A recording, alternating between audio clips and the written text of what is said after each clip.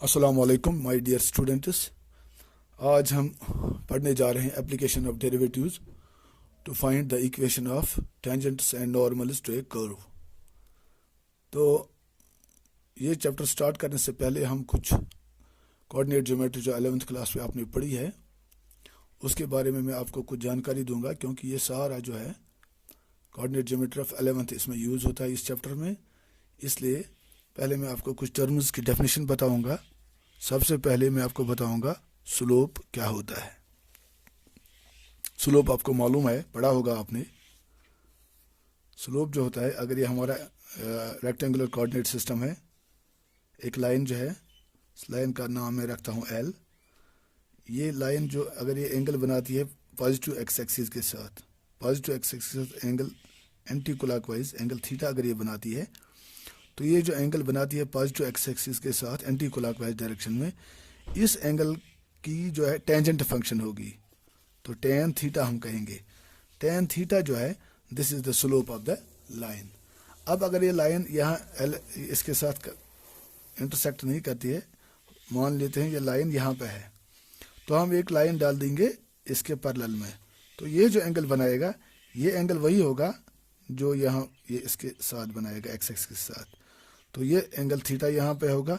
तो ये स्लोप जो होगा इसको हम बोलते हैं टेन थीटा। तो स्लोप क्या होता है? स्लोप का दूसरा नाम है ग्रेडियंट। पढ़ा होगा आपने, 11th क्लास का है ग्रेडियंट। तो slope simply is the tangent function of the angle which a line L makes with the positive direction of x axis moving anti clockwise. This is called slope और gradient. Slope is always denoted by m. तो m जो होता है m is equal to tan theta. ठीक है, तो slope जो होता है ये टेन थीटा के बराबर होता है। तो टेन थीटा किसके बराबर होता है? यहाँ पे अगर मैं एक डालता हूँ, एक परपेंडिकुलर डालता हूँ, तो टेन आपको मालूम है perpendicular divided by base. This is P, this is B, perpendicular divided by base. ठीक है, तो यहाँ अगर आप देखोगे, इसमें अगर मैं आपको दिखाऊंगा, मान लेते हैं यहाँ तक y1 है, यहाँ तक y2 है, यहाँ तक x1 है, यहाँ तक x2 है, तो ये डिफरेंस जो है यहाँ से यहाँ तक बेस जो है ये किसके बराबर होगी? x2 minus x1। और ये डिफरेंस जो होगी, ये हाइट की difference, this will be equal to y2 minus y1। तो यहाँ हम यूज़ करेंगे, तो p by b is y2 minus y1 divided by x2 minus x1। तो स्लोप जो होता है simply, what is slope? Slope is equal to m is equal to tan theta is equal to difference of ordinates divided by difference of abscissa. ठीक है, difference of ordinates divided by difference of abscissa, या difference of y coordinates divided by difference of x coordinates। तो ये slope की definition है। ठीक है, तो स्लोप आपको पता चल गया व्हाट इज स्लोप। उसके बाद ये सारा 11th का है जो मैं आपको बता रहा हूँ।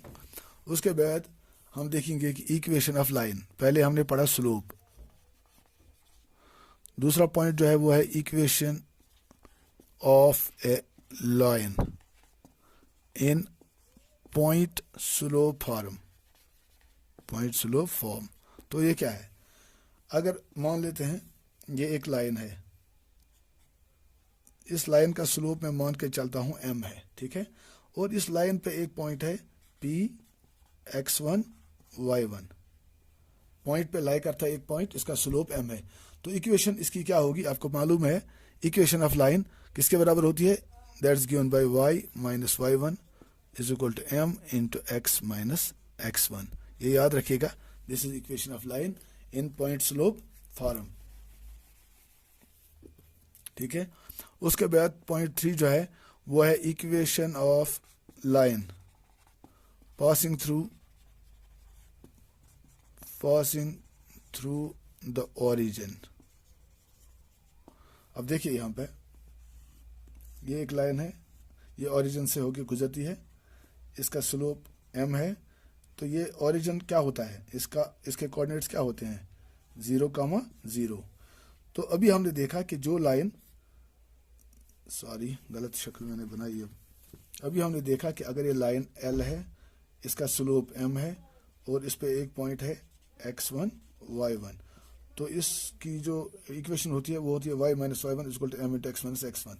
सेम लाइन यहाँ पे है। अब ये लाइन x1 y1 से गुजरती थी और ये लाइन गुजरती है 0 0 से, तो x1 is equal to 0, y1 is equal to 0। तो ये इक्वेशन ऑफ लाइन क्या बनेगी इस सूरत, इस केस में y is equal to m x, y is equal to m x. क्यों? Because x1 is 0, y1 is also 0। तो ये बनेगा y minus 0 is equal to m into x minus 0।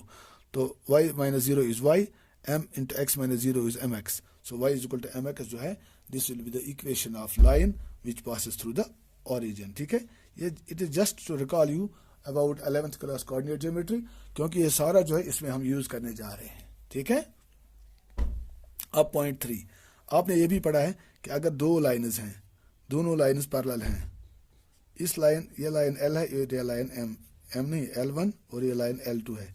अगर इसका स्लोप M1 है और इसका स्लोप M2 है, तो मैं लिखूंगा M1 जो है M2 के बराबर होगा। ठीक है, तो पैरेलल लाइन्स जो होती हैं, मैं लिखूंगा यहाँ पे, if two lines are parallel and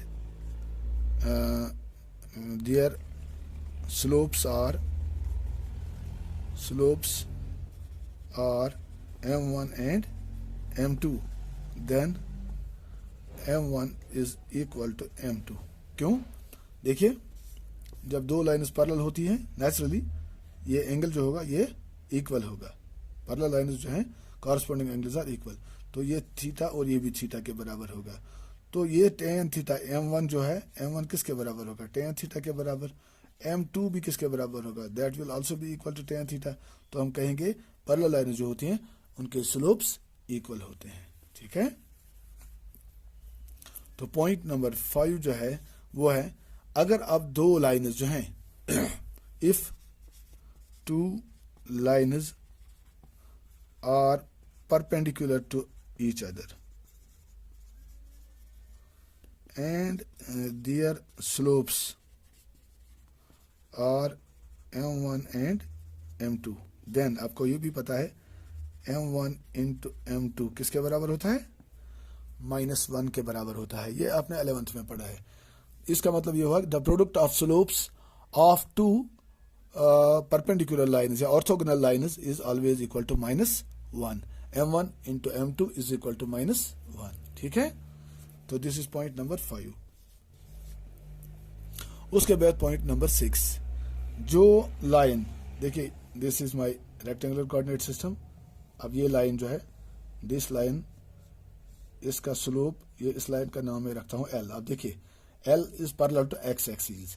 naturally ये x एक्सिस के पैरेलल जब होगी तो ये x एक्सिस के साथ क्या एंगल बनाएगा? 0 एंगल।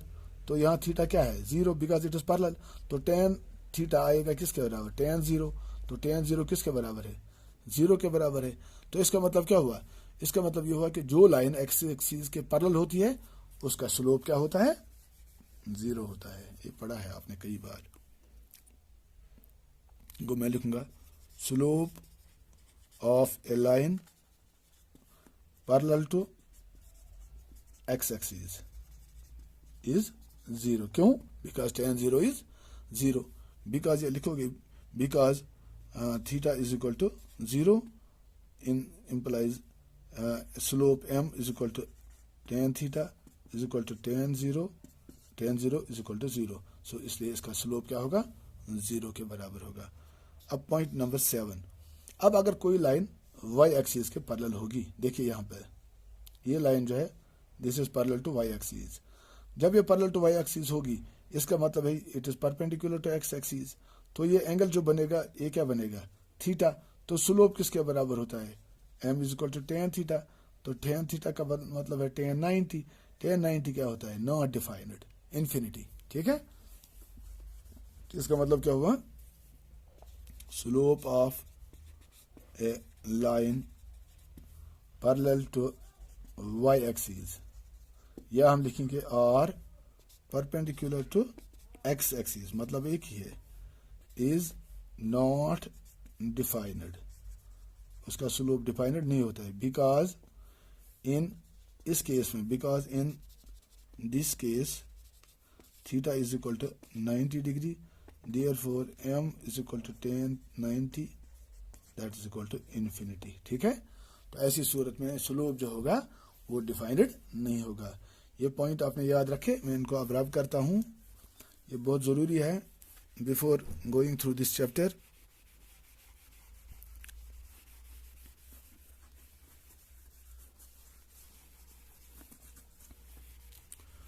ये पॉइंट 7 हमने पढ़े, पॉइंट 6 पॉइंट हमने पढ़े या 7 पॉइंट पता नहीं, मुझे याद रहा। चलो पॉइंट नंबर 7 जो है वो है definition of orthogonal, ORTHOGONAL, orthogonal curves. अब देखिए जो कर्व्स, दो कर्व्स हैं हमारे पास, एक कर्व ऐसे है और दूसरी कर्व ऐसे है। ये दो कर्व्स हैं हमारे पास। अगर दो कर्व्स पे जो मैं टेंजेंट डाल दूंगा, मैंने थोड़ा गलत शक्ल यहाँ पे बनाई, ये कर्व नंबर 1 है, y is equal to f1x, ये इसका टेंजेंट है। ये दूसरी कर्व है y is equal to f2x। अब देखिए f1x का जो टेंजेंट है मान लेते हैं ये L1 है, और y is equal to fx2 जो है या f2x, इसका जो टेंजेंट है मान लेते हैं वो टेंजेंट है L2। अब ये दो टेंजेंट जो हैं ये आपस में किस डिग्री पे काटते हैं, एक दूसरे को 90 डिग्री पे काटते हैं। तो जब टेंजेंट्स 90 डिग्री पे काटते हैं तो उन दो कर्व्स को हम कहते हैं ऑर्थोगोनल कर्व्स। तो हम डेफिनेशन लिखेंगे यहाँ, द टेंजेंट्स ऑफ, मैं लिखूंगा if the tangents of two intersecting curves, bracket में लिखेंगे at the point of intersection, if the tangents of two intersecting curves पे टेंजेंट उसी पॉइंट पे डालना चाहिए जहां पे कर्व्स दो इंटरसेक्ट करती हैं। If the tangents of two intersecting curves at the point of intersection are at right angles या cut at 90 degree, the two curves are said to be orthogonal curves। ठीक है, ये आपको समझ में आ गया ऑर्थोगोनल कर्व्स क्या होती हैं। अब हम आएंगे अपने मकसद पे, अपने पॉइंट पे, स्लोप ऑफ टेंजेंट। अब हम देखेंगे slope of tangent to a curve. अब अगर मेरे पास ये कर्व है, ये इसका टेंजेंट है, पॉइंट है P x1, y1। ठीक है, कर्व है मेरी y is equal to f of x, tangent इस पे डाला गया है पॉइंट P पे, और ये पॉइंट जो है इसके कोऑर्डिनेट्स हैं P x1 y1। तो हम देखेंगे कि इस टेंजेंट का स्लोप क्या होगा। ठीक है, एक तो होता है slope in terms of theta angle के, और दूसरा स्लोप जो होता है हम उसको, जैसे आपने पढ़ा है डिफरेंशिएशन में, डेरिवेटिव जो होता है, derivative as a rate of change, जो वो भी हमने पढ़ा। और डेरिवेटिव जो होता है वो एक्चुअली क्या होता है, वो होता है slope of the tangent eight A point. ये आपने पढ़ा है, मैंने आपको पढ़ाया है उस दिन डिटेल्ड, उसमें जब हमने डिफरेंशिएशन के बारे में पहला लेक्चर दिया था।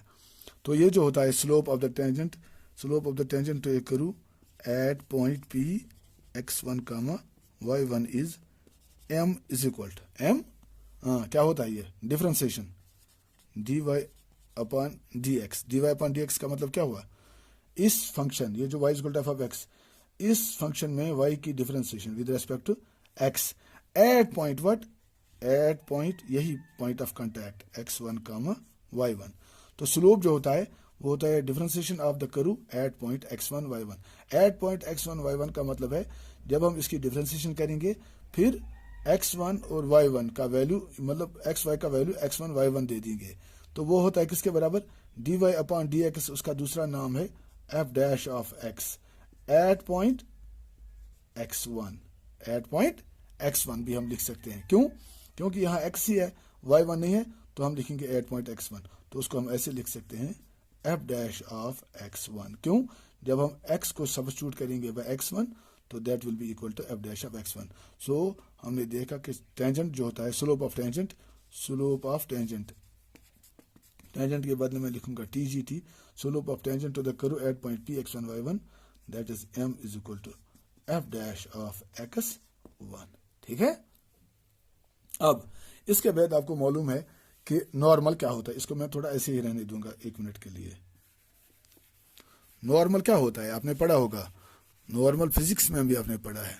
तो यहाँ नॉर्मल जो हम कहते हैं वो कहते हैं, इसको मैं रब करता हूँ सारे को, मैं एक ही पॉइंट रहने देता हूँ नीचे। ये अगर एक कर्व है मेरी, तो ये इसका टेंजेंट है। ये टेंजेंट जो है इसका स्लोप है m1, इसका स्लोप है m1। कर्व जो है मेरी वो है y equal to f of x। Point of contact जो है ये है P x1 y1। अब जो लाइन पॉइंट ऑफ कांटेक्ट पे टेंजेंट के साथ 90 डिग्री का एंगल बनाती है, मगर शर्त है कि ये पॉइंट जो है पॉइंट ऑफ कांटेक्ट जो होता है टेंजेंट का कर्व के साथ, उसी पॉइंट पे ये राइट एंगल आना चाहिए। तो ये लाइन जो है, इस लाइन को हम बोलते हैं नॉर्मल ऑफ द कर्व। ठीक है। तो normal is simply which makes an angle of 90 degree at the point of contact of the tangent to the curve. उसी पॉइंट पे ये एंगल 90 होना चाहिए। ठीक है। अदरवाइज कहीं और भी 90 बना सकता है, लेकिन उसको हम नॉर्मल नहीं कहेंगे। मान लेते हैं एक लाइन यहाँ इसके साथ 90 डिग्री का एंगल बनाती है, लेकिन वो पॉइंट ऑफ कांटेक्ट पे नहीं बनाती है जहाँ पे टेंजेंट ड्रॉ किया गया है, इसलिए हम ऐसी लाइन को नॉर्मल लाइन नहीं कहेंगे। तो नॉर्मल लाइन वही होती है जो टेंजेंट के साथ 90 डिग्री का एंगल बनाएगी eight the point of contact. ठीक है। तो अब हम देखेंगे कि इस नॉर्मल का स्लोप क्या होगा। मैं लिखूंगा ये पॉइंट नंबर कौन सा आएगा, पॉइंट नंबर शायद आएगा 10। तो slope of normal to the curve to a curve मैं लिखूंगा to a curve y equal to f of x। उसका नाम मैं रखूंगा m2, बिकॉज m1 जो है उसको मैंने पहले ही यूज किया है as slope of the tangent. तो वी नो, हमें मालूम है कि m1 जो होता है m1 इंटू m2 किसके बराबर होता है, -1 के बराबर होता है। अभी हमने देखा कि when two lines are perpendicular to each other, their slopes, the product of their slopes is -1। और ये भी हमने देखा when two lines are parallel, their slopes are equal। ठीक है। m1 is equal to m2। यहाँ हमने देखा था m1 इंटू m2, ये है इसका m1 है, इसका स्लोप m2 है। तो अभी मैंने लिखाया था आपको m1 into m2 is equal to -1। तो अभी हमने देखा यहाँ मैंने लिखा था m, तो मैं लिखूंगा m1 उसके बदले। तो मैं लिखूंगा m2 किसके बराबर आएगा, -1 अपॉन m1। ठीक है। तो m1 is the slope of the tangent at point what. तो मैं लिखूंगा therefore m2 at P x1 y1 is equal to at point P x1 y1 is equal to -1 upon m1 at point x1 y1। तो that is equal to -1 upon m1 का मतलब क्या हो गया, f dash of x1, -1 upon f dash of x1। So ये जो है this will be the slope of the normal. ठीक है। तो स्लोप ऑफ द नॉर्मल भी हमने देखा, स्लोप ऑफ द टेंजेंट भी हमने देखा। अब हम कंक्लूजन की तरफ बढ़ेंगे। अब हम देखेंगे इक्वेशन ऑफ टेंजेंट क्या होती है इन पॉइंट स्लोप फॉर्म, और इक्वेशन ऑफ नॉर्मल क्या होता है। ठीक है। Using differentials.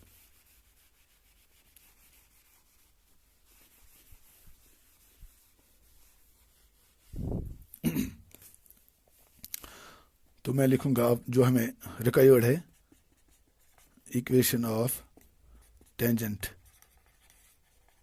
Equation of tangent using application of derivatives. अभी हमने देखा कि ये लाइन अगर है कोई, इसका स्लोप m है और इस पे एक पॉइंट है P x1 y1।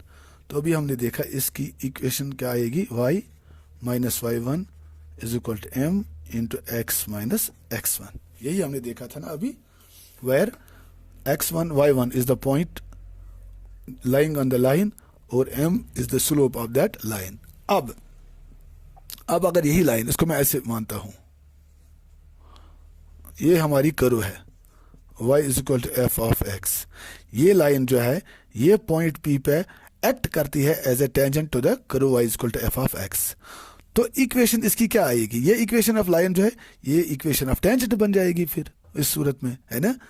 तो इक्वेशन ऑफ टेंजेंट जो है, इक्वेशन ऑफ टेंजेंट m, अभी हमने देखा m लिखे या m1 लिखे, जो भी आप इसका नाम रखेंगे, अभी हमने देखा था m किसके बराबर होता है?